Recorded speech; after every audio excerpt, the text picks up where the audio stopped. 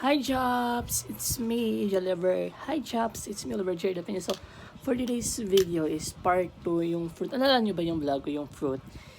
Milk fruit. So, ito siya guys. Nilagay ko na siya muna sa cup. Masarap talaga siya guys. Mga ka-jobs, kung ilagay nyo sa rep. And ito na nga siya. Napakasarap nito. Tikman nga natin ba? Siya. Meron ako inana dito avocado and mango.